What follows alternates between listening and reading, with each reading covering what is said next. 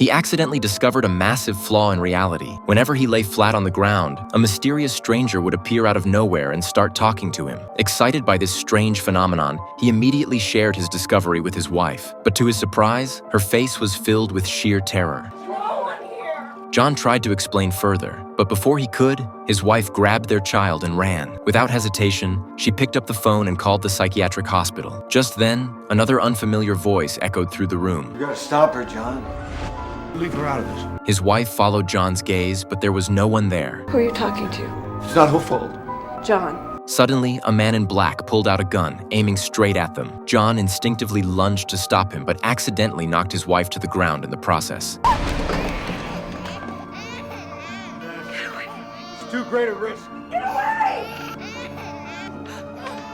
His apology didn't matter. Shortly after, he was captured by a mysterious organization. They bound his hands and feet, forced 2 wooden blocks into his mouth, and injected him with a near-lethal dose of insulin. As excruciating pain took over, John slipped into shock. When he finally regained consciousness, his body was racked with uncontrollable seizures and spasms, torturous symptoms from what was once a brutal 20th century treatment for schizophrenia. Experts speculated that John's extraordinary intelligence might have been the very thing that led to his illness. John had studied at Princeton, one of the world's top universities, and his name became legend on campus. Throughout his years at the university, he never attended a single lecture. Instead, he spent his days obsessively chasing pigeons, convinced that if he could decode their movements, he could derive a mathematical algorithm to explain their flight patterns. Even at the freshman welcome banquet, while everyone else raised their glasses and mingled, John was the odd one out, fascinated by the glass in his hands. He had made a peculiar discovery. By slightly rotating the glass, the sunlight refracted through it would merge with the light reflecting off a lemon slice. In that instant, he could glimpse the faint outline of a mathematical equation taking shape on a classmate's hideous tie. The realization thrilled him, but his social skills were tragically non-existent. There could be a mathematical explanation for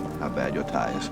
His classmates, however, didn't hold it against him. One student even extended a friendly handshake and acted as if he wanted to befriend John. But later that night, he took John to a bar, not out of kindness, but to set him up for embarrassment. He knew John lacked a filter when speaking, so he was certain that John would say something outrageous to the girl he secretly admired. I mean, essentially, we're talking about fluid exchange, right? So could we just go straight to the sex?